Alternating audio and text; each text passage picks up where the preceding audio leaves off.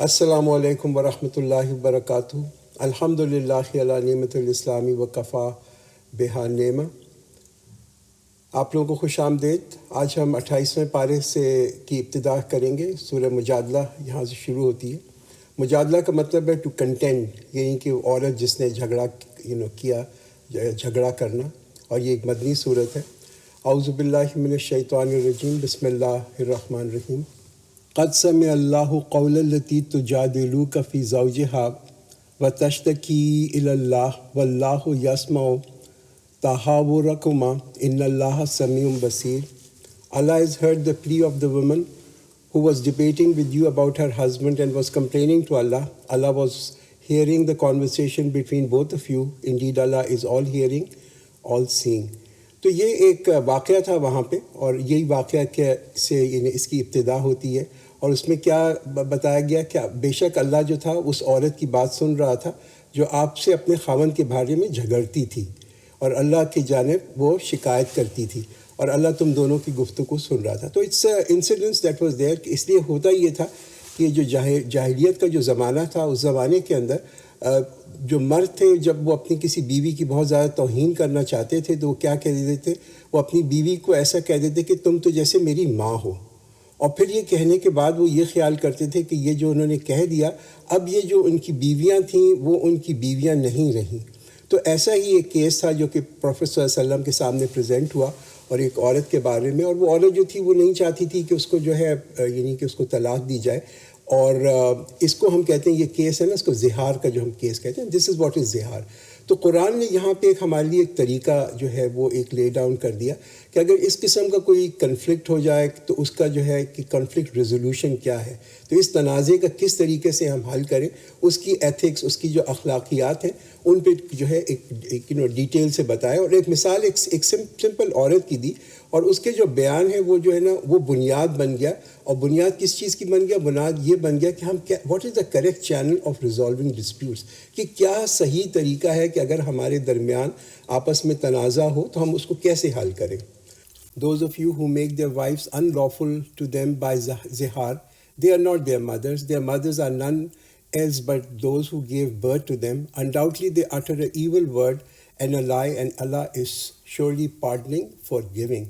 تو اب یہاں پہ جو ہے نا ایک جس کہتے ہیں نا کہ اصلاح کرنے کا ایک طریقہ بتا دیا گیا کہ یہ جو تمہارا غلط ٹریڈیشن تھا اس کو تم کس طریقے سے اصلاح کرو۔ تو قرآن نے کیا کہا کہ جو لوگ تم میں سے اپنی عورتوں کو زہار کرتے ہیں اور وہ کہ وہ ان کی مائیں ہیں، تو یہ ان کی مائیں نہیں ہیں، ان کی مائیں تو وہی ہیں کہ جنہوں نے ان کو پیدا کیا۔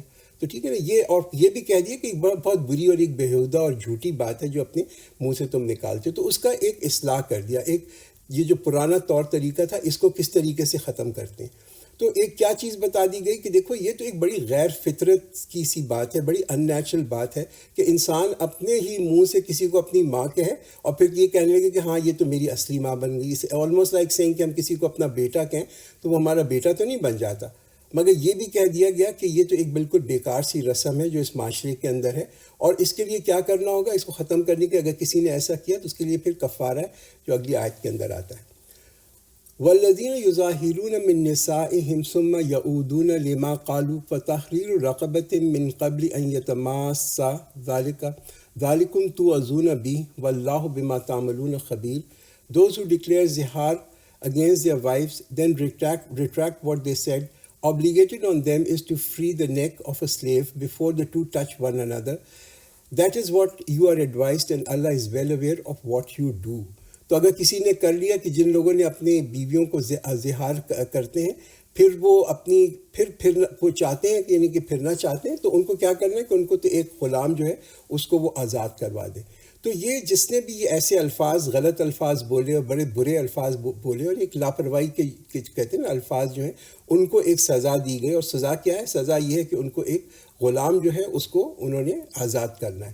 اچھا، تاکہ لوگ سمجھ سکیں کہ ایسے جو الفاظ ہوتے ہیں یہ بولنے کے لیے لاپرواہی سے ایسے الفاظوں کو نہیں بولنا چاہیے۔ بڑی ورڈز جو ہیں بڑی سنجیدہ چیز ہے، اور انسان کو بڑا محتاط ہونا چاہیے when we are choosing words، جو ہم چیزیں بولتے ہیں۔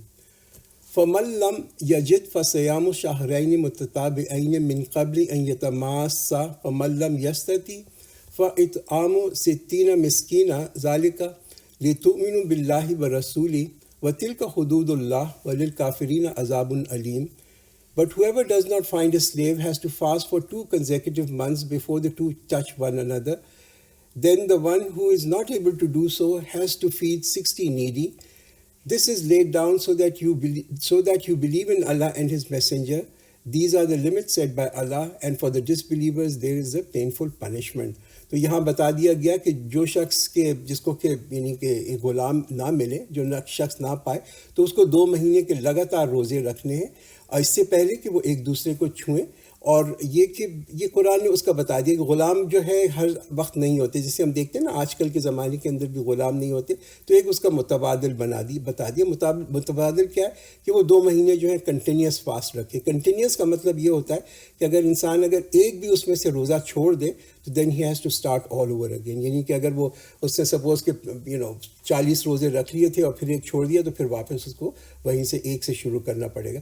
اس سے پتہ چلتا ہے کہ دیکھیے بیوی کی کتنی اہمیت ہے، کہ کس قدر مرد کو کیئرفل ہونا ہوتا ہے اپنی بیوی کے ساتھ جو معاملات ہیں نا ان کے ساتھ.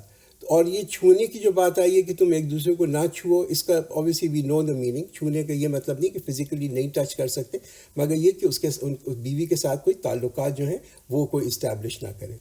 اب اگر کوئی شخص بہت بوڑھا ہے اور کوئی شخص بہت ہی بیمار ہے، وہ روزہ نہیں رکھ سکتا، تو اس کے لیے ایک اور بھی وے آؤٹ بتا دیا. اور وہ کیا وے آؤٹ ہے کہ وہ 60 مسکینوں کو جو ہے وہ کھانا کھلائے according to the financial position, جیسے خود وہ کھانا کھاتا ہے اسی قسم کا. ان الذین یحادون اللہ ورسولہ کوبتوا کما کوبت الذین من قبلہم وقد انزلنا آیات بینات وللکافرین عذاب مہین. Surely those who oppose Allah and His Messenger shall be disgraced, just as those before them were disgraced. And indeed we have sent down clear verses for the disbelievers, and for the disbelievers there is a humiliating punishment. تو کیا کہہ دیا کہ بے شک جو لوگ اللہ اور اس کے رسول کی مخالفت کرتے ہیں ان کو تو اللہ تعالیٰ جو ہے نا ہمیشہ نیچا کر کے رکھے گا. ان کو تو ہمیشہ اللہ تعالیٰ ذلیل کرے گا، کہ جس طرح کی ذلیل کیے گئے اس سے پہلے والی جو قومیں تھیں. اور یہ بڑی کلیئر جو ہے آیات جو ہے اللہ تعالیٰ نے یہاں بیان کی. تو مخالفت جو ہے، مخالفت دیکھیے صرف اس چیز کے اندر نہیں ہے، مگر مخالفت جو ہے اللہ تعالیٰ کی ہر اللہ کے قانون کے اندر، جو اللہ نے قانون بنا دیا اس کے خلاف ہونے کا جو ہے یہاں پہ جو ہے ایک اللہ تعالیٰ نے ایک اس کی حد جو ہے مقرر کر دی ہے. اینڈ دیز آر امپورٹنٹ حد جن کو اوور اسٹیپ نہیں کرنا چاہیے. تو جو بھی اللہ کہتا ہے کہ جو بھی اس کی مخالفت کرے گا اس کا تو انجام ویسا ہی ہوگا کہ جیسے کہ دیکھ لیا کہ جو پرانے گزرے ہوئے جو قومیں تھیں ان کا جو انجام ہوا، ان لوگوں کا بھی ویسے ہی انجام ہوگا. یوم یبعثہم اللہ جمیعا فینبئہم بما عملوا احصاہ اللہ ونسوہ واللہ علی کل شیء شہید. On the day when Allah will resurrect them all together and will tell them what they did, Allah has full account while they have forgotten it. Allah is a witness of everything. تو پھر انسان کو جب اللہ تعالیٰ کیا بتا رہا ہے کہ جس دن اللہ تعالیٰ انسانوں کو اٹھائے گا اس مٹی سے، اور پھر ان کو بتلا دے گا کہ وہ کیا کرتے تھے. اور اللہ اس کو یاد رکھتا ہے. وہ لوگ جو ہیں ہو سکتا ہے اس کو بھول جائیں، مگر اللہ ہر چیز کو یاد رکھتا ہے. تو یہ لوگوں کے اندر یہ غلط فہمی نہ ہو کہ ہم جب گناہ کرتے ہیں اور گناہ کرنے کے بعد ہم تو بھول گئے نا، ہم نے 20 سال پہلے کیا گناہ کیا تھا. اللہ نہیں بھولا. اللہ has not forgotten it unless کہ ہم نے توبہ کر لی. اللہ اس کو نہیں بھولتا. اور یہ کہ اللہ تعالیٰ ہر چیز کا حساب رکھتا ہے. ہی نوٹس ایوری تھنگ، اور وہ ہر چیز پہ گواہ ہے جو ہم یہاں کر رہے ہیں. الم تر ان اللہ یعلم ما فی السماوات و ما فی الارض ما یکون من نجوی ثلاثۃ الا هو رابعهم ولا خمسۃ الا هو سادسهم ولا ادنى من ذلك ولا اکثر الا هو معهم اینما كانوا ثم ينبئهم بما عملوا يوم القيامة ان اللہ بكل شيء علیم. Have you not observed that Allah knows everything in the heavens and everything in the earth? No secret consultation takes place between the three but the fourth of them, but he is the fourth of them, nor between 5 but he is the sixth of them, nor between fewer than that or more, but he is with them wherever they may be. Then he will tell them on the day of judgment what they did. Surely Allah has full knowledge of all things. تو یہاں پہ آپ دیکھیں کہ ایک عورت کا جو کنڈکٹ تھا نا، عورت وہ اپنی ایک شکایت لے کے آئی، اور اس نے کیا کیا, شی براٹ دا شکایت ٹو دا رائٹ لیول. وہ پروفٹ صلی اللہ علیہ وسلم کے پاس آئی. She was up front, she was very straight forward.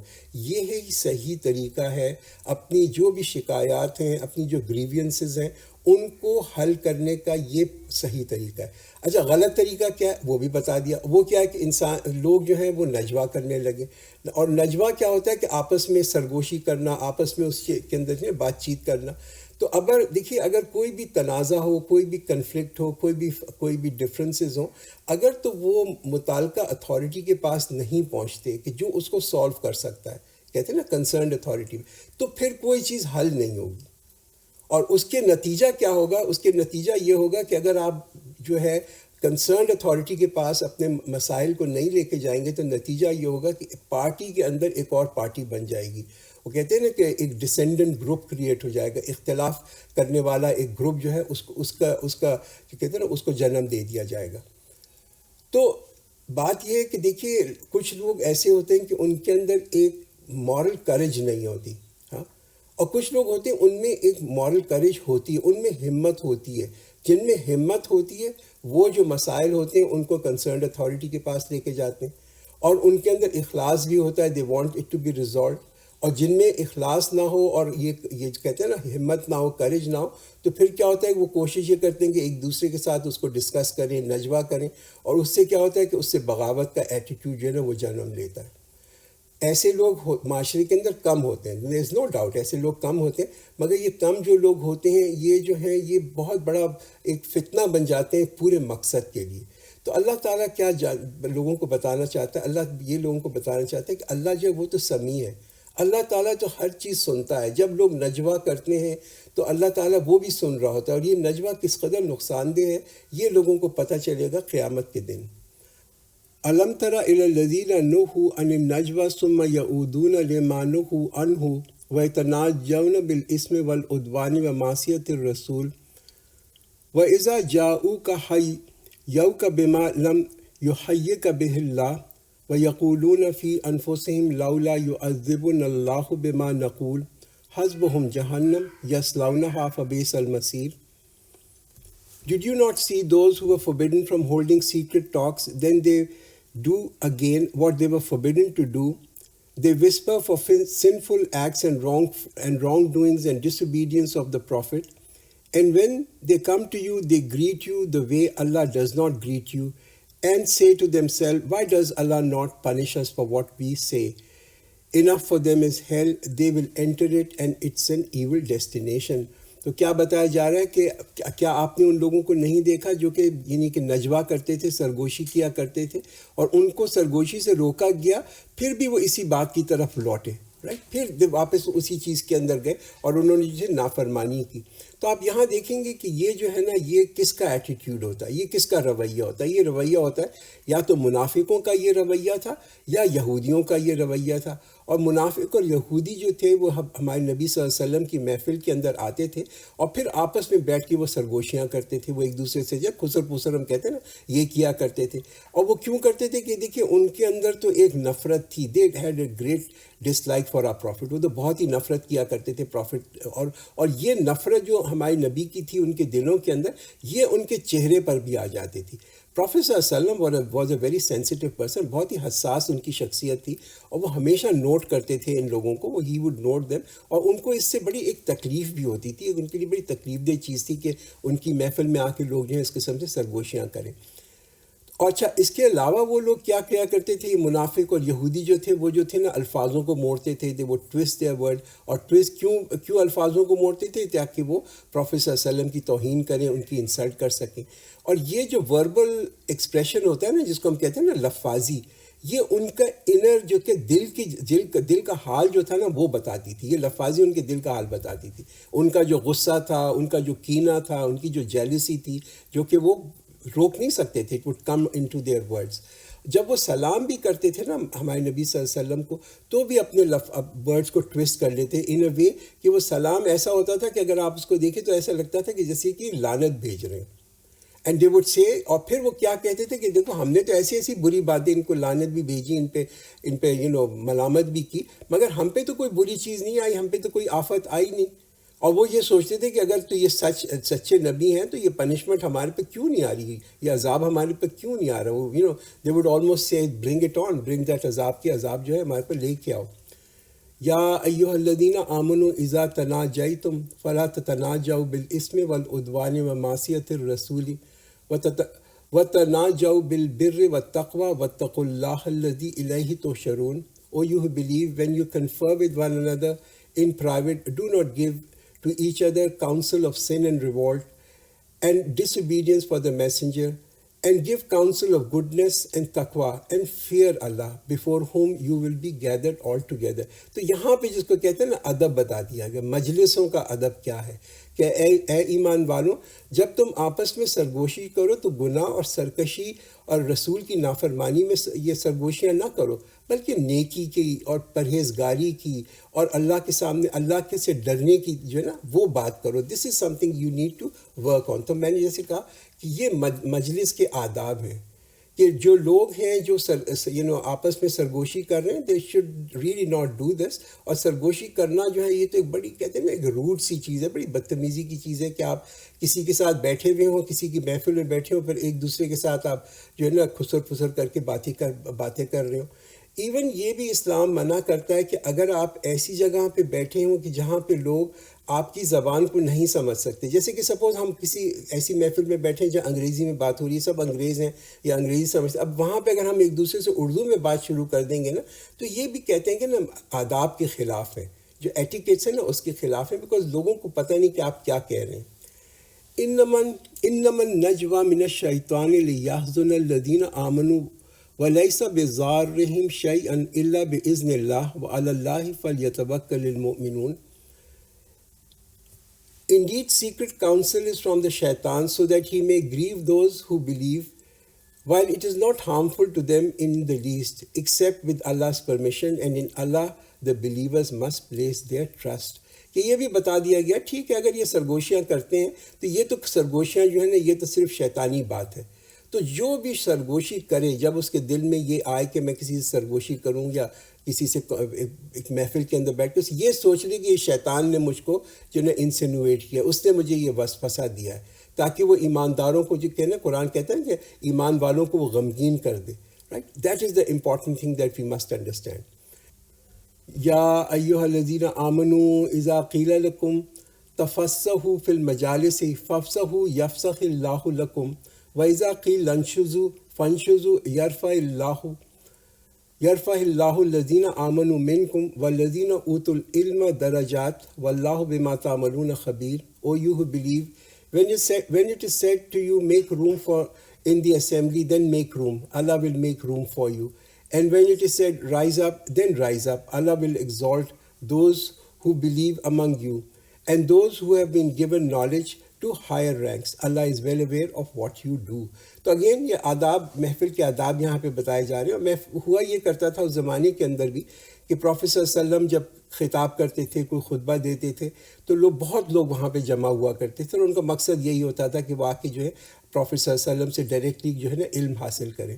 تو جب بہت سارے لوگ آ جایا کرتے تھے تو ان کو پھر یہ نصیحت کی جا رہی ہے کہ جناب اگر تم آؤ تو یہ کامن کرٹیسی ہے. کامن کرٹیسی کیا ہے کہ اگر جو آرگنائزر ہے وہ کہہ کہ بھائی ذرا سمٹ کے بیٹھو، سٹ کلوز بائی، تاکہ لوگ جو ہے تو پیپل شوڈ موو. وہ ان کی کوئی یہ ایگو کی اور انا کی پرابلم نہ بنا لیں کہ بھائی ہم کیوں اپنی جگہ سے ہلیں، ہم تو پہلے آئے ہم تو یہیں بیٹھے رہیں گے.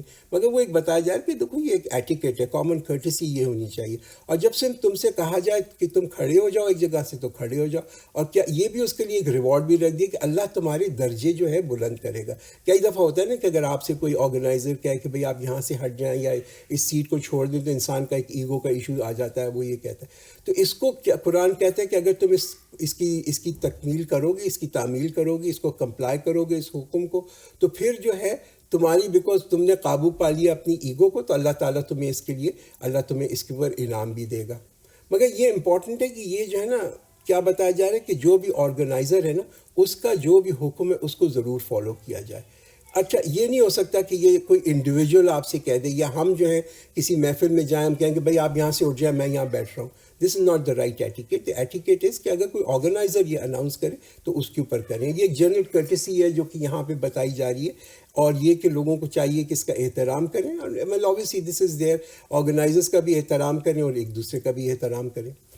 یا ایھا الذین آمنوا اذا ناجیتم الرسول فقدموا بین یدی نجواکم صدقہ ذلک خیر لکم واطہر فإن لم تجدوا فإن اللہ غفور رحیم. O you who believe, when you consult the messenger in private, then offer something in charity before your consultation. That is better for you and purer. But if you find nothing, then Allah is most forgiving, merciful. بتایا جا رہا ہے کہ اے ایمان والو، جب تم prophet صلی اللہ علیہ وسلم سے کوئی پرائیویٹ گفتگو کے لیے وقت لو، دس از اے پرائیویٹ کانورسیشن، تو جو ہے اپنی اس سے بات کرنے سے پہلے تم کچھ صدقہ دے دو. یہ تمہارے لیے زیادہ بہتر ہے اور یہ بہت ایک پاکیزہ بات ہے. اشفقتم ان تقدموا بین یدی نجواکم صدقات فإذ لم تفعلوا وتاب اللہ علیکم فاقیموا الصلاۃ وآتوا الزکاۃ واطیعوا اللہ ورسولہ واللہ خبیر بما تعملون. Is it that you are afraid of offering charities before your consultation? So when you did not do so, Allah has forgiven you, and established salah and pay zakat and obey Allah and His messenger, and Allah is well aware of what you do. تو کیا بتایا گیا ہے کہ اگر تم یہ جو پرائیویٹ جو کانورسیشن کرنے سے پہلے پروفیٹ صلی اللہ علیہ وسلم کے ساتھ سرگوشی کرنے سے پہلے اگر تم صدقہ دینے سے ڈرتے ہو تو پھر تم نہ کرو، پھر تم صدقہ نہ کرو، اللہ تعالیٰ تمہیں معاف کر دے گا. اور پھر کم از کم یہ کہہ دیا کہ پھر تم نماز قائم کرو اور زکوٰۃ دو. تو یہ امپورٹنٹ ہے کہ ہوتا یہ تھا کہ بہت سارے مسلمان جو تھے وہ ایک چاہتے تھے کہ وہ آ کے ایک پرائیویٹ کانورسیشن کریں پروفیٹ صلی اللہ علیہ وسلم کے ساتھ. ان کے اپنے مسائل تھے اور جو تھے وہ پوچھنا چاہتے تھے پروفیٹ سے، اور پرائیویٹلی پوچھنا چاہتے تھے. مگر آپ دیکھیں پروفیٹ صلی اللہ علیہ وسلم کے بارے میں دیکھیں ان کے اوپر کتنی ذمہ داری تھی. وہ بہت ہی مصروف جو تھے نا، ان کا بہت ہی ایک مصروف شخص تھے. چونکہ وہ ایک ہیڈ آف اسٹیٹ بھی تھے، مدینہ کے ہیڈ آف اسٹیٹ تھے، اسلامک جو امت تھی اس کے ہیڈ آف اسٹیٹ تھے، کمانڈر تھے آرمی کے، وہ ایک جج بھی تھے. پھر ان کی جو ازواج تھیں ان کو بھی وہ وقت دیا کرتے تھے. پھر ان کی اولاد بھی تھی اس کو بھی وہ وقت دیتے تھے. پھر ان کو وہ امام بھی تھے مسجد میں، امام کی ہونے کی وجہ سے ان کو خطبہ بھی دینا ہوتا تھا. اس لیے ان کا وقت جو تھا وہ تو بہت ہی کہتے ہیں نا قیمتی تھا، بڑا ہی پریشس ٹائم تھا. اور جب لوگ آتے تھے اور ان سے یہ پرائیویٹ وقت کی درخواست کیا کرتے تھے تو as a courtesy, as a politeness جو تھی وہ کسی کو منع نہیں کرتے تھے. ہی واز اے ویری کہتے ہیں نا بہت ہی شائستگی تھی ان کی جو طبیعت کے اندر. تو وہ جو تھے کسی کو ہر ایک سے جو نا he would accept every one. تو کبھی کبھی ایسا بھی ہوتا تھا کہ کچھ لوگ جو تھے وہ ایک اس قسم کا ایک لوگوں پہ امپریشن کرانے کے لیے کہ جی ہم تو بہت اہم ہیں اور ہم اس قدر اہم ہیں کہ ہمیں جو ہے پروفیٹ صلی اللہ علیہ وسلم جو ہے وہ پرائیویٹ آڈینس دیتے ہیں، تو لوگ اس وجہ سے بھی آ کے ان سے ملا کرتے تھے. تو یہ جو رویہ تھا لوگوں کا یہ بالکل کنڈیوسو نہیں تھا، اس لیے کہ اس کی وجہ سے پروفیٹ کے اوپر ایک بہت بوجھ پڑتا تھا اور بڑی تکلیف ہوتی تھی. ایک تھوڑا سا انریسٹ بھی ہوتا تھا. کچھ جینون لوگ تھے جن کو کہ آنا ہوتا تھا ان سے ملنے کے لیے، ان کو پھر دیر میں موقع ملتا تھا. تو اس کو کم کرنے کے لیے، اس ٹینڈنسی کو کم کرنے کے لیے حکم آیا کہ تم صدقہ کر دو، کہ یہ پرائیویٹ کانورسیشن سے پہلے تم صدقہ دے دو. تو جو لوگ جن میں کہ کہتے ہیں نا سنسیئرٹی تھی، ان میں اخلاص تھا، ان کے دلوں کے اندر پروفیٹ صلی اللہ علیہ وسلم کی بڑی محبت تھی، وہ تو پہچان گئے. اور پھر انہوں نے جو تھی اپنی یہ جو درخواست تھی ایک پرائیویٹ میٹنگ کی کہ یہ جو ہے انہوں نے کم کر دی کہ یہ اس سے پروفیٹ کے اوپر بہت ایک کہتے ہیں نا کہ بوجھ ہو رہا ہے، اور وہ بڑے محتاط ہو گئے اس کے اوپر. مگر جو منافق تھے ان کی کیا کمزوری تھی؟ منافق کی جو کمزوری تھی وہ تو پیسہ تھی. تو جب یہ حکم آیا نا صدقہ کا تو یہ تو بہت بڑی ان کے لیے رکاوٹ بن گیا کہ اب یہ کیا بات ہوئی کہ ہم صدقہ کریں. تو اس وجہ سے پھر اللہ تعالیٰ نے یہ حکم آنے کے فوراً بعد اس حکم کو جس کو کہتے ہیں نا کہ پھر اس کو سسپینڈ بھی کر دیا. یہ حکم جو تھا یہ زیادہ رہا نہیں، اس لیے کہ اس کا مقصد جو تھا وہ اچیو ہو چکا تھا. لوگوں کو یہ پتہ چل گیا کہ بھائی زیادہ ہمیں پرائیویٹ کانورسیشن کی ریکویسٹ نہیں کرنی، تو اس کو جو تھا نا ایبروگیٹ کر دیا.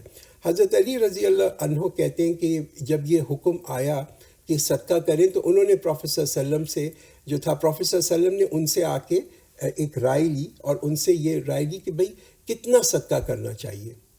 how much should do. تو حضرت علی نے رضی اللہ عنہ نے یہ تجویز کیا کہ بھائی ایک سونا جو کہ ایک جو ہوتی ہے نا، جو چھوٹی سی جو ہوتی ہے، اس کا جو بیج ہوتا ہے، اس کے برابر جو سونا، اتنا جو ہے کم از کم لوگ صدقہ کریں.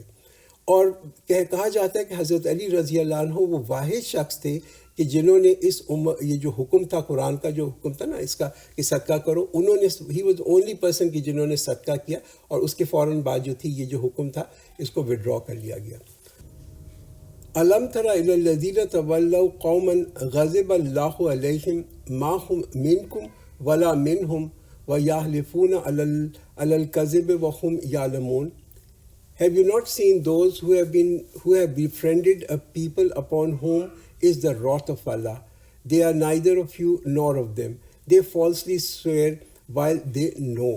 تو یہ کیا بتایا جا رہا ہے کہ آپ نے ان لوگوں کو نہیں دیکھا جنہوں نے اس قوم سے دوستی رکھی جس پر اللہ کا غضب ہے، اور وہ نہ تم میں سے ہیں نہ ان میں سے ہیں، اور وہ جان بوجھ کے جو ہے جھوٹ پر قسمیں بھی کھاتے ہیں. تو یہ کون لوگ تھے جن کے اوپر اللہ تعالیٰ کا یہ غضب ہے؟ یہ وہ لوگ تھے کہ جنہوں نے انکار کیا. اور جیسے وہ جو تھے یہودی جو تھے وہ تھے کہ وہ یہودی جو تھے وہ تو جانتے تھے کہ یہ جو قرآن کی آیات ہیں یہ سچی ہیں، پروفیٹ صلی اللہ علیہ وسلم سچے نبی ہیں، یہ سچ ہے، مگر اپنے غرور کی وجہ سے، پرائڈ کی وجہ سے وہ جو تھے انہوں نے منہ موڑ لیا. اسی طرح سے منافق تھے کہ جنہوں نے اپنے ذاتی فائدے کی وجہ سے، کہ ان کو تو اس میں کوئی پرسنل گین نہیں نظر آتا بلکہ ان کے مال اور دولت جو ہے اس میں کمی ہو جائے گی، انہوں نے یہ حکم جو تھا اس کو فالو نہیں کیا، یہ کمانڈمنٹس تھی.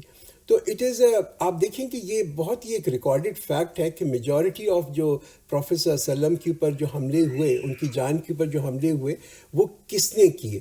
میجورٹی آف یہ جو تھے نا، اس کی جو سپورٹ تھی یا ڈائریکٹ انوالومنٹ تھی وہ کس کے اوپر تھی؟ وہ جو وہاں پہ یہودی جو قبائل تھے جو کہ وہاں سیٹل تھے مدینہ کے اراؤنڈ، ان کو آپ دیکھیں گے ان کی بیکنگ، ان کی سپورٹ اور ان کی ڈائریکٹ انوالومنٹ سے پروفیٹ صلی اللہ علیہ وسلم کے اوپر بہت سارے حملے ہوئے.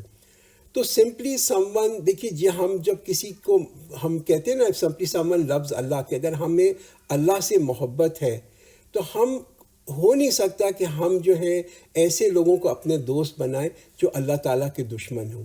اور دوست بنانے کا کیا ہوتا ہے؟ دوست کی کیا ڈیفینیشن ہے؟ دوست کی ڈیفینیشن یہ ہے کہ ہم ان کے طریقوں کو اپنائیں، ان کے جو وے آف لائف ہے نا، جو ان کا لائف سٹائل ہے اس کو ہم اپنائیں. ہو نہیں سکتا کہ ایک شخص ہے کہ اس کے دل میں اللہ کی بھی محبت ہو اور اللہ کے دشمنوں کی بھی محبت ہو. یہ کیسے ممکن ہے؟ ایک ہی دل کے اندر یہ ایک دشمن کی محبت اور اللہ کی محبت ساتھ ساتھ رہ نہیں سکتی. تو یہاں پہ اللہ سبحانہ و تعالیٰ نے مسلمانوں کو خبردار کیا کہ دیکھو یہ جو ہے نا، اف یو ایکٹ، اگر تم اس طرح کرو گے کہ تم اللہ کے دشمنوں سے بھی اپنی دوستی رکھو گے تو پھر جو ہے نا تمہارے اندر منافقت آ جائے گی. اس لیے کہ منافق جو تھے وہ کیا تھے؟ وہ یہ چاہتے تھے کہ ہمیں ایکسیپٹنس ہو مسلمانوں کی بھی اور غیر مسلمانوں کی بھی. اور کیا ہوا ایٹ دی اینڈ کہ منافق جو تھے وہ ان کو تو مسترد کر دیا دونوں نے، مسلمانوں نے بھی ان کو مسترد کر دیا اور غیر مسلمانوں نے کبھی ان کو اپنا سمجھا ہی نہیں. تو میسج کیا ہے یہاں پہ؟ میسج یہ ہے، پیغام یہ ہے کہ بھائی اپنی جو کشتی ہے نا اس کو کیئرفلی چوز کرو، choose your boat very carefully. یہ مت سوچو کہ ہم دونوں کشتیوں کے اندر جو ہے نا پاؤں رکھیں گے، that's a very uncomfortable position. تو مومن جو ہے، مومن کون ہوتا ہے؟ مومن جو ہے ہی از ویری ویل گراؤنڈیڈ، وہ تبدیل نہیں ہوتا. وہ جہاں پہ بھی مومن جو ہوگا نا، وہ مومن ہمیشہ مومن رہے گا جہاں پہ بھی ہو. وہ غلام ہوتا ہے اللہ کا، اور اس کو بہت ہی جو ہے نا احساس رہتا ہے اللہ کا جہاں کہیں بھی ہو. اعد اللہ لہم عذابا شدیدا انہم ساء ما کانوا یعملون. Allah has prepared a severe punishment for them. Indeed, evil is what they have been doing. کہ اللہ کا جو غصہ ہے وہ تو منافقوں کے لیے بھڑکتا ہے. اسی کہ منافق جو ہے نا وہ بہت زیادہ خطرناک ہیں، ان لوگوں سے بھی زیادہ خطرناک ہیں جو کہ اوپنلی جو ہے نا اسلام کو ریجیکٹ کرتے ہیں، اسلام کا کفر کرتے ہیں، ان سے زیادہ. اور بہت میں کہتا ہوں آپ یہ اگر ہسٹوریکلی بھی دیکھیں تو یہ زیادہ چانس ہوتی ہے کہ جو شخص ایک کافر ہے وہ اپنی اصلاح کر لے، کافر اصلاح کر کے مسلمان ہو جائے، دین فار اے منافق to become a true Muslim. اتخذوا ایمانہم جنۃ فصدوا عن سبیل اللہ فلہم عذاب مہین. They have taken their oaths as a shield and they have prevented people from the way of Allah. Therefore for them there is a humiliating punishment. منافقوں کے لیے بتایا جا رہا ہے کہ انہوں نے اپنی قسموں کو ایک ڈھال بنا لیا اور وہ لوگوں کو اللہ کی راہ سے روکتے ہیں. تو منافق جو تھے وہ قسموں کو کہتے ہیں نا ڈھال کس طرح بناتے تھے کہ وہ اپنی حفاظت کرنے کے لیے جھوٹی قسمیں کھایا کرتے تھے کہ جب ان کو بلایا جاتا تھا جہاد کے لیے، جب ان کو بلایا جاتا تھا کہ وہ انفاق کریں، اللہ کی راہ میں خرچ کریں، تو وہ جھوٹی قسمیں کھایا کرتے تھے پروفٹ صلی اللہ علیہ وسلم کے لیے. تو جب بھی کوئی مطالبہ آیا وہ پروفٹ کے پاس جایا کرتے تھے اور کہتے تھے جھوٹی قسم کھا کے کہتے تھے، کوئی نہ کوئی بہانہ بنا لیتے تھے کہ ہم تو جانا چاہتے ہیں جہاد کے اندر، ہم تو خرچ کرنا چاہتے ہیں، مگر ہماری بڑی مجبوری ہے، ہمارے حالات ایسے ہیں، وہ تو ہمارے اختیار کے اندر نہیں ہے. یہ جھوٹی قسموں کے بارے میں بتایا جائے کہ ٹھیک ہے پروفٹ صلی اللہ علیہ وسلم جانتے تھے، مگر پھر بھی ان کو جو تھی وہ ایک کہتے ہیں نا ایک ریلیف وہاں پہ دے دیتے، اور وہ یہ سمجھتے تھے کہ ہم جو ہیں بچ گئے، ہم نے بھی have saved our self. Actually Quran کیا بتا رہا ہے، اللہ کیا بتا رہا ہے کہ وہ تو اپنے آپ کو محروم کر رہے ہیں، ایک بہت بڑے فائدے سے اپنے آپ کو محروم کر رہے ہیں. لن تغنی عنہم اموالہم ولا اولادہم من اللہ شیئا اولئک اصحاب النار ہم فیہا خالدون. Their riches and their children will never benefit them in front of Allah at all. They are the inmates of fire, they will live there forever. کہ یہ دیکھیے یہ جو نفاق ہے نا، ہپوکریسی، یہ اس کا جنم کیسے ہوتا ہے؟ Why does it rise? What really gives rise to نفاق؟ کہ کس چیز سے یہ منافقت بڑھتی ہے؟ اور منافقت بڑھتی ہے جب انسان کے اندر بہت زیادہ محبت ہو مال اور دولت کی، اور بہت زیادہ محبت ہو اپنی اولاد کی، اور وہ اس قدر زیادہ محبت ہو کہ وہ محبت اس کو روکے کہ وہ شخص جو ہے وہ اللہ کی راہ میں خرچ کرے یا وہ اللہ کی راہ میں نکلے. تو اس کا جو احساس ہے نا، یہ احساس ہمیں بڑا ضروری ہے. ٹھیک ہے اللہ تعالیٰ نے ہمیں مال و دولت دیا، اولاد دی، بہت بڑی نعمتیں ہیں اللہ تعالیٰ نے دی، اور یہ ان نعمتوں سے ہمیں کیا کرنا چاہیے؟ کوشش یہ کرنی چاہیے کہ ان نعمتوں کے تھرو ہم آخرت کو کمائیں، کہ یہ جو ہے ہمارے بچے جو ہیں وہ ہمارے لیے ایک پرپیچول بینیفٹ بن جائیں، صدقہ جاریہ بن جائے، اور جو ہمارے پاس اللہ تعالیٰ نے مال و دولت دی ہے وہ ہم اللہ کی رضا کے لیے خرچ کر سکیں. یوم یبعثہم اللہ جمیعا فیحلفون لہ کما یحلفون لکم ویحسبون انہم علی شیء الا انہم ہم الکاذبون. The day Allah will raise all of them and they will swear before him as they swear before you and think that they have something to stand upon. Be assured that they are sheer liars. کہ یہ بہت ہی واضح کر دیا گیا ہے. قیامت کے دن جب منافق کو اٹھایا جائے گا تو ان کو یعنی کہ چونکہ منافق جو تھے وہ اس زندگی کے اندر بھی جھوٹ بولتے رہے، تو یہ جھوٹ جو ہے نا ان کی ایک سیکنڈ نیچر بن گیا. وہ اللہ کے سامنے جب آئیں گے، اللہ ان کو بلائے گا، اللہ کے سامنے حاضر کیے جائیں گے، تو اللہ کے سامنے بھی وہ عادتاً کہتے ہیں نا ایز اے ہیبٹ، وہ جو ہے اللہ کے سامنے بھی جھوٹ بولیں گے. دیکھیے بڑا ایک انٹرسٹنگ ہے، دیکھیے یہ جو ہے نا پرسنالٹی انسان کی کیسے چینج ہوتی ہے. جو انسان کی شخصیت ہوتی ہے، انسان کی شخصیت بھی اسی طریقے سے ہوتی ہے کہ جو ہماری اس دنیا کے اندر شخصیت ہے، اگر لوگ جھوٹ بولتے رہتے ہیں وہ ان کی شخصیت کے اندر یہ جو ہے نا جذب ہو جاتی ہے، اور پھر اسی شخصیت سے وہ آخرت میں اٹھائے جائیں گے کہ جو اس دنیا میں جھوٹ بولتا ہے وہ آخرت میں بھی اللہ کے سامنے بھی جا کے جھوٹ بولے گا.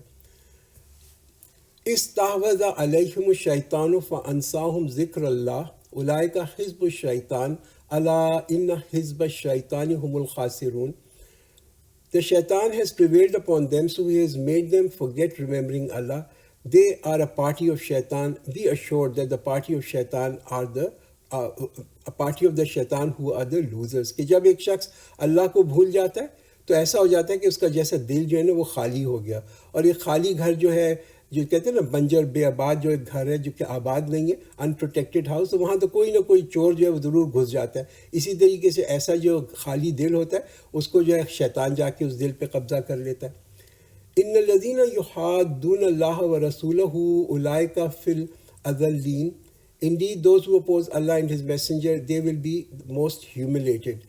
کہ دنیا میں بھی ان کو اللہ تعالیٰ کیا کہتے ہیں کہ جو لوگ اللہ اور اس کے رسول کی مخالفت کرتے ہیں وہ اس دنیا میں بھی نیچے ہوں گے اور ذلیل ہوں گے، اور اوبیسلی آخرت کے اندر تو ہوں گے. تو دنیا میں دیکھ لیں مسلمانوں کے ہاتھوں کیسے ذلیل ہوئے، اور آخرت کے اندر تو جب آپ دیکھیں گے جو قیامت ہوگی تو دیکھ لیں گے کیسے ان کی ذلت ہوتی ہے. کتب اللہ لأغلبن انا ورسلی ان اللہ قوی عزیز. Allah has decreed, I will certainly prevail, both I and my messenger. Surely Allah is all strong, almighty. تو جب بھی رسول آئے بھیجے گئے اور جو ان کے جو ساتھی تھے وہ تو آخر میں دیکھیں کہ اللہ تعالیٰ نے اپنے نبیوں کو رسولوں کو بھی اور ان کے ساتھیوں کو آخر میں بچا لیا. اور کتنی بھی طاقتور کافر کیوں نہیں تھے, کفر کتنا بھی طاقتور کیوں نہ تھا, کتنے بھی زیادہ تعداد کے اندر کیوں نہ تھا جو انکار کرنے والے تھے, آخر کے اندر وہی برباد ہوئے. لا تجد قوما یؤمنون باللہ والیوم الآخر یوادون من حاد اللہ ورسولہ ولو كانوا آباءهم او ابناءهم او اخوانهم او عشیرتهم اولئک کتب فی قلوبهم الایمان وأیدهم بروح منہ ویدخلهم جنات تجری من تحتها الانہار خالدین فیہا رضی اللہ عنہم ورضوا عنہ اولئک حزب اللہ الا ان حزب اللہ هم المفلحون. You will not find those who believe in Allah and the last day befriending those who oppose Allah and His Messenger, even though they may be their fathers or their sons or their brothers or their clan. They are such that Allah has inscribed fate on their hearts and has supported them with the Spirit from Him. He will admit them to gardens beneath which rivers flow, in which they will live forever. Allah is pleased with them and they are pleased with Him. Those are the party of Allah. Be assured that it is the party of Allah who are the successful. تو آپ یہ دیکھیں کہ جس کے دل میں ذرا بھی ایمان ہو, چاہے وہ ایمان کتنا بھی کمزور کیوں نہ ہو, ایسے لوگوں کو اللہ تعالیٰ یہ نصیحت کر رہا ہے. اور نصیحت کیا کر رہا ہے؟ نصیحت یہ کر رہا ہے کہ آپ قوم کے اندر آپ نہ پائیں گے جو اللہ اور قیامت کے دن پر ایمان رکھتے ہوں, وہ ان لوگوں سے دوستی رکھیں جو اللہ اور اس کے رسول کی مخالفت کرتے ہوں. This is the important point. اسی پوائنٹ کے اوپر یہ پوری سورج جو ہے یہ ختم ہو رہی ہے کہ ان کی جو محبت ہوگی وہ ان لوگوں کے لیے نہیں ہوگی کہ جو اللہ اور اس کے رسول کی دشمنی کرتے ہیں. دیکھیے محبت جو ہے نا وہ بڑی امپورٹنٹ چیز ہے, یہاں ڈیفائن کر دینا تاکہ اس کے اوپر کوئی ایک وہ نہ ہو. لونگ کا مطلب یہ نہیں ہے کہ ہم ان کا خیال نہ کریں, کہ غیر مسلمانوں کا مسلمان خیال نہ کریں یا ان کو کھانا نہ دیں یا ان کی مدد نہ کریں. محبت کا مطلب یہ ہوتا ہے کہ ہم جو ہیں ان کو اپنا نمونہ نہ بنا لیں, ہم ان کو اپنا رول ماڈل نہ بنا لیں, ہم ان کی زندگی کو اپنی زندگی کے ساتھ کاپی نہ کرنا شروع کر دیں, کہ ہم ان کے کلچر کو اٹھا کے اسلامک کلچر کو اٹھا کے ان کے کلچر کو اپنے کلچر کی جگہ ایڈاپٹ کر لیں. یہ ہوتی ہے محبت. اب ہم اگلی سورہ شروع کرتے ہیں, سورہ حشر. حشر کا مطلب ہوتا ہے کہ جمع کرنا, گیدرنگ. اور اس میں ایک جو کہانی مینلی آتی ہے وہ بنو نذیر کی آتی ہے جن کو کہ مدینہ سے پھر نکالا گیا. بسم اللہ الرحمن الرحیم. سبح للہ ما فی السماوات و ما فی الارض وہو العزیز الحکیم. Allah's glory has been proclaimed by all that is in the heavens and all that is in the earth, and He is the Almighty, all wise. تو یہ آیت شروع ہوتی ہے وہی سبح. ہم دیکھ رہے ہیں کئی صورتیں اس ورڈ سے شروع ہوتی ہیں کہ جن کے جو بھی مختلف آسمانوں اور جو بھی مختلف میں زمین ہے اس کے اندر جو بھی اللہ تعالیٰ نے تخلیق کی ہے وہ اللہ کی تسبیح کرتا ہے. اور اللہ جو ہے بڑا غالب ہے, بڑا حکمت والا ہے. تو یہ بیان کیا ہے؟ یہ بیان ہے اللہ تعالیٰ کی عظمت کا. تو سب سے بہتر انسان کون ہوگا؟ دیکھیے سب سے بہتر انسان وہ ہوگا جو ایسا عظیم, جیسے اللہ عظیم ہے نا, اس کے ساتھ اپنے تعلقات کو صحیح رکھے گا. یہ this is the best of the people. And اس تعلقات کو صحیح رکھنے سے نہ تو ان پہ اللہ تعالیٰ ان پہ کوئی غم آئے گا, نہ ان پہ کوئی مشکل آئے گی. ہاں دیکھیے یہ غم اور مشکل جو ہے نا یہ بیسک جو ہیں انگریڈینٹ ہیں اللہ کی نافرمانی کے, کہ اللہ کی مخالفت کرنے کے. ناٹ دیٹ کہ لوگوں کے اندر تکلیف نہیں آئے گی, تکلیف تو نبیوں کو بھی گزری ہے, مگر یہ غم اور مشکل جو ہے نا ان کو ایک ڈسپونڈنسی کی طرف نہیں لے کے جائے گی, ان میں ہمیشہ ایک ہوپ رہے گی. هو الذی اخرج الذین کفروا من اہل الکتاب من دیارہم لأول الحشر ما ظننتم ان یخرجوا وظنوا انہم مانعتہم حصونہم من اللہ فآتاہم اللہ من حیث لم یحتسبوا وقذف فی قلوبہم الرعب یخربون بیوتہم بأیدیہم وأیدی المؤمنین فاعتبروا یا اولی الابصار. He is the one who expelled the disbelievers among the people of the book from their homes at the first gathering. You did not expect that they would leave, and they deemed that their fortresses would protect them from Allah. But Allah came to them from where they did not expect and cast fear in their hearts. They were demolishing their homes with their own hands and with the hands of the believers. So learn a lesson, O people of insight. تو یہاں پہ کیا بتایا جا رہا ہے، یہ وہی جو واقعہ تھا اسی کے بارے میں بتایا جا رہا ہے کہ کیسے کہ اللہ تعالیٰ نے ان کے دلوں کے اندر جو تھا، اللہ نے کیسے ان کی توانائی جو تھی نا اس کو ختم کر دیا. کہ آپ یہ دیکھیں کہ اس قدر بڑا یہ ٹرائب تھا، جو میں آپ کو بتایا تھا نا، یہ جو قبیلہ تھا بنو نذیر کا، یہ بہت ہی عرصے سے مدینہ کے جو تھی نا آؤٹسکرٹس کے اندر وہاں پہ یہ رہتے تھے، اور انہوں نے بڑے قلعے بنائے ہوئے تھے مدینہ کے اندر، بڑا ویل پروٹیکٹڈ تھے. مگر 4 ہجری کے اندر، 4th ایئر آف ہجرت کے اندر انہوں نے بہت زیادہ وہاں پہ ٹریزن کیا، ایک بہت اگینسٹ اسلام اور اگینسٹ پروفٹ جو تھا، ایک بہت ٹریزن کیا. اور وہ ٹریزن ان کا کیوں تھا؟ انہوں نے یہ سمجھتے تھے کہ یہ جو قلعے ہیں نا ہمارے، یہ قلعہ ہماری حفاظت کرے گا. مگر اللہ جو تھا وہ ایسے دروازے سے آیا، اللہ جو تھا وہ کوئی قلعے کے دروازے سے نہیں آتا، مگر وہ اللہ تعالیٰ ان کے دل کے دروازے سے آیا. اور اس قدر ان کو کمزور دل بنا دیا، فینٹ ہارٹڈ ان کو بنا دیا کہ ان کا جو حوصلہ تھا وہ بالکل ہی ختم ہو گیا. ہم کہتے ہیں نا کہ ایک نیشن کا، ایک کمیونٹی کا جب مورال ختم ہو جائے تو پھر جو ہے نا خوف لوگوں کو بالکل پیرالائز کر دیتا ہے، لوگ بالکل مفلوج ہو جاتے ہیں. کہ ڈسپائٹ دا فیکٹ کہ ان کے پاس ویسے مادی طور پہ بہت طاقت ہوتی ہے، مگر وہ مادی طاقت کی بیسس کے اوپر اپنے آپ کو ڈیفینڈ نہیں کرتے. کہتے ہیں نا کہ وہ بریوری جو انسان کے اندر وہ ختم ہو جاتی ہے. کہ کبھی کبھی انسان لوگوں کے پاس ایک بندوق بھی ہوتی ہے اور بہت سارا اسلحہ بھی ہوتا ہے، مگر ان میں اتنی بھی ہمت نہیں ہوتی کہ وہ بندوق کی جو ٹریگر ہے اس کو پریس کر سکیں، وہ ایسے ہی چھوڑ کے بھاگ جاتے ہیں. تو قرآن کیا کہتے ہیں؟ دیکھو اس سے عبرت لو، جو عقل مند ہوں گے وہ اس سے دیکھ کے اس سے عبرت حاصل کریں گے. وَلَوْلَا أَن كَتَبَ اللَّهُ عَلَيْهِمُ الْجَلَاءَ لَعَذَّبَهُمْ فِي الدُّنْيَا وَلَهُمْ فِي الْآخِرَةِ عَذَابُ النَّارِ. If Allah had not destined exile for them, He would have punished them in this world, and for them in the hereafter is a torment of fire. کہ یہ تو اللہ تعالیٰ نے ایک تو کہتے ہیں نا کہ یہ لکھ دیا تھا ان کے لیے کہ ان کو اس شہر سے نکالا جائے، مدینہ سے ان کو نکالا جائے. اگر یہ ایسا نہ ہوتا تو پھر تو they would have faced certain death، پھر تو ان کی موت آ جاتی، جیسے کہ ان کا جو دوسرا قبیلہ تھا بنو قریظہ کے ساتھ جیسا ہوا. ذالک بأنہم شاقوا اللہ ورسولہ ومن یشاق اللہ فإن اللہ شدید العقاب. That is because they were hostile to Allah and His messenger, and whoever is hostile with Allah, verily Allah is severe in punishment. کہ یہ تو جو بھی اللہ تعالیٰ اور اللہ اور اس کے رسول کی مخالفت کرے گا تو بے شک اللہ تعالیٰ تو ان کو بہت ہی سخت عذاب دے گا. اور جو جنگ کرتا ہے، مخالفت کرتا ہے، اس کو یہ معلوم ہونا چاہیے کہ یہ اس کا اینڈ ہے، یہ اس کا نتیجہ ہے. ما قطعتم من لینۃ او ترکتموها قائمۃ علی اصولها فبإذن اللہ وَلِيُخْزِيَ الْفَاسِقِينَ. Whichever palm trees you have cut down or left them standing on their root, it was with Allah's permission, so that He might disgrace the transgressors.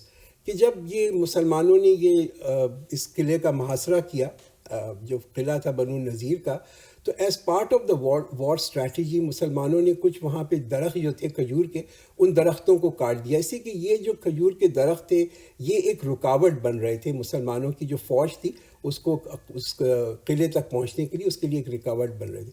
تو جو منافق تھے مدینہ کے اندر اور جو یہودی تھے وہاں بچ گئے تھے، انہوں نے اسلام کے خلاف ایک کیمپین بھی چلانی شروع کر دی کہ دیکھو اسلام تو ایسا فساد دنیا میں لے کے آتا ہے کہ مسلمانوں نے جو پیڑ تھے ان کو کاٹنا شروع کر دیا. They destroying them.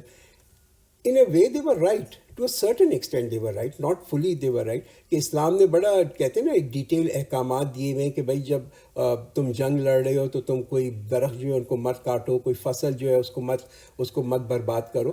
مگر یہ ایسی انسٹرکشنز نہیں ہیں کہ یہ انبریکیبل ہو یا یہ انسٹرکشنز ہی مقدس ہو جائیں. بھائی حالات کے حساب سے آپ کو اپنا لائن آف ایکشن جو ہے اس کو ڈٹرمن کرنا ہوتا ہے. تو یہ پارٹ آف وار اسٹریٹجی تھی. دیکھیے جنگ کے اندر جو ہے نا زندگی کی بھی حفاظت نہیں ہوتی. تو ہم یہ کہتے ہیں کہ جنگ کے اندر ہم ایک درخت کو چھوڑ دیں مگر ایک زندگی جو ہے اس کو جانے لیں، یہ تو کوئی ایسی عقل مندی کی بات نہیں. تو قرآن کیا ہمیں سمجھاتا ہے، اسلام ہمیں کیا سمجھاتا ہے کہ اگر سیکریفائز کرنا ہے، if you have to sacrifice a tree, ایک درخت کو سیکریفائز کر دو. حرمت جو ہے انسان کی زندگی کی جو ہے نا وہ زیادہ حرمت ہے بنسبت ایک درخت کے in front of a human life. تو یہاں پہ یہ بتایا گیا کہ اس پہ تم پہ کوئی الزام نہیں ہے اگر تم نے کچھ درختوں کو کاٹ دیا، یہ تو اللہ کے حکم سے تم نے کیا.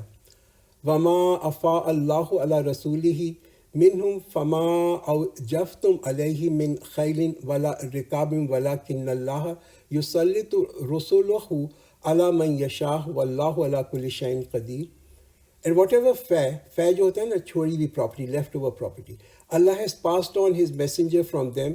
You did not press forward against it any horses or camels, but Allah gives predominance to His messenger over whomsoever He wills, and Allah has power over everything. تو بتایا یہ جا رہا ہے کہ جناب مالک جو ہے وہ تو اللہ ہی ہے, ہی از دا رائٹ فل اونر, وہ جو بھی ہے, اور بینیفیشریز جو ہیں وہ اس کے کون ہوں گے, جو کہ فرما بردار ہیں اللہ کے, جو اللہ کے باغی ہیں. اوبیسلی وہ تو اس سے فائدہ نہیں اٹھا سکیں گے. ما افا اللہ علی رسولہ من اہل القری فللہ وللرسول ولذی القربى والیتامى والمساکین وابن السبیل کی لا یکون دولۃ بین الاغنیاء منکم وما آتاکم الرسول فخذوہ وما نہاکم عنہ فانتہوا واتقوا اللہ ان اللہ شدید العقاب. Whatever fair Allah has passed on His messenger from the people of the town is for Allah and the messenger and for the kingmen's, yani for the family and the orphans and the needy and the wayfarer, so that it may not circulate only between the rich among you.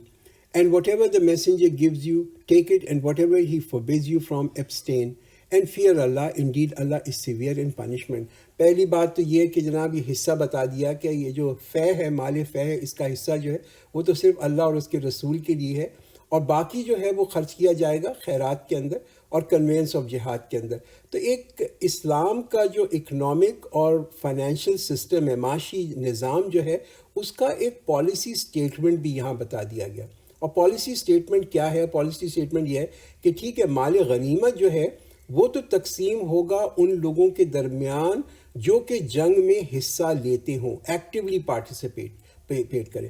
مگر مال فے وہ ہوتا ہے کہ جو بغیر کسی محنت کے, بغیر کسی جہاد کیے ہوئے کے مل جاتا ہے, وداؤٹ اینی وار, کہ اگر جو مال فے ہے وہ بھی انہی لوگوں کو دیا جائے, یعنی کہ جن کو مال غنیمت دیا جاتا ہے, جنہوں نے جنگ میں حصہ لیا, تو پھر تو یہ ہوگا کہ وہ تو بہت ہی امیر ہو جائیں گے, دے ول بیکم ویری رچ. مگر جنہوں نے جنگ میں حصہ نہیں لیا فار واٹ ایور ریزن, وہ تو ہمیشہ غریب ہی رہیں گے.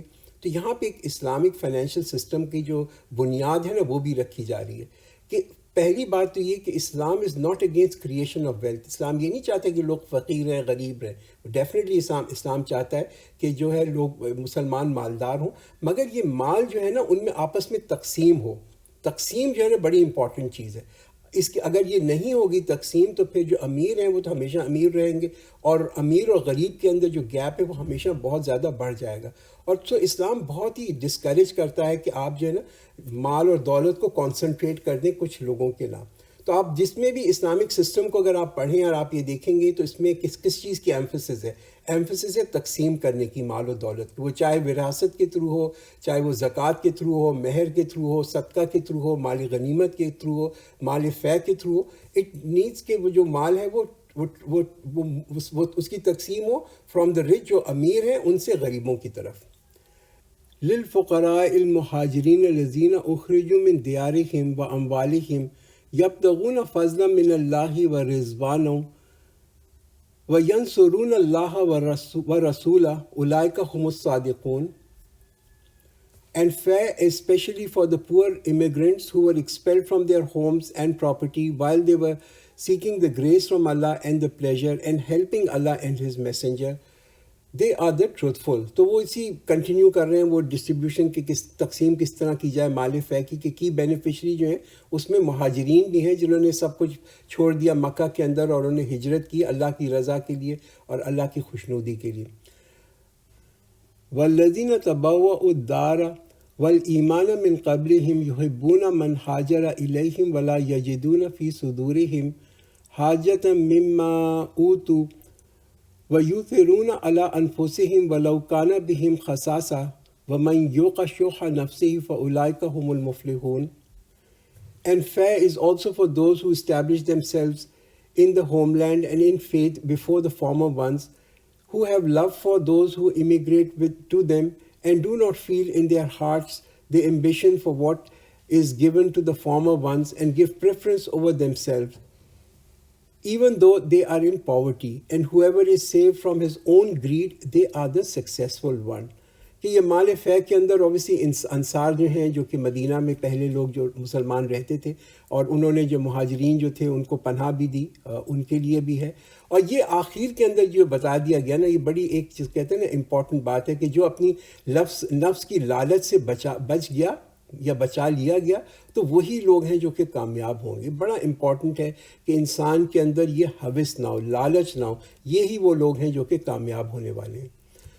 والذین جاؤوا من بعدهم یقولون ربنا اغفر لنا ولإخواننا الذین سبقونا بالایمان ولا تجعل فی قلوبنا غلا للذین آمنوا ربنا انک رؤوف رحیم.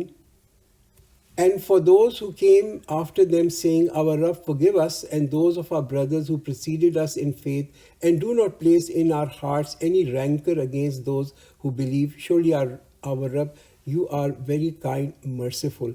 تو ایک دعا کے ساتھ ہم آج یہ ختم کر رہے ہیں، یہ جو آیت ہے آخری آیت، کہ اس میں کہ جو اور یعنی کہ جو لوگ جو کہ مہاجر تھے اور وہ بعد میں آئے اور وہ بھی یہ دعا کرتے ہیں کہ اے ہمارے رب، ہمارے اور ہمارے بھائیوں کے درمیان جو نا ان ہمارے بھائیوں کو بخش دے، اور جو ہم سے پہلے ایمان لے کے آئے ہیں ان کے دلوں میں اور جو ایمان والے ہیں ان کی طرف سے ہمارے دلوں میں کوئی کہتے ہیں نا کینہ نہ ہو، کوئی کینہ قائم نہ ہو. تو یہ تیسری کیٹیگری جو مسلمانوں کی یہاں پہ بتائی جا رہی ہے وہ کون ہے؟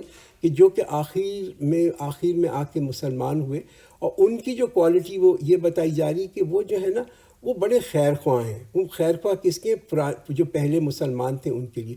ان کے دلوں کے اندر احترام بھی ہے، ان کے لیے ان کے دلوں کے اندر ایک ریورنس بھی ہے، ایک تعظیم بھی ہے فار دیم. اور وہ اللہ تعالیٰ سے دعا کرتے ہیں کہ اے اللہ تو جو ہے ہمارے دلوں کے اندر ان کے لیے کوئی کینہ نہ رکھ، کوئی نفرت، کوئی جو ہے نا اینگر اور نفرت ان مسلمانوں کے لیے نہ رکھ. سو بارک اللہ لنا ولکم فی القرآن العظیم ونفعنا وإیاکم بالآیات والذکر الحکیم.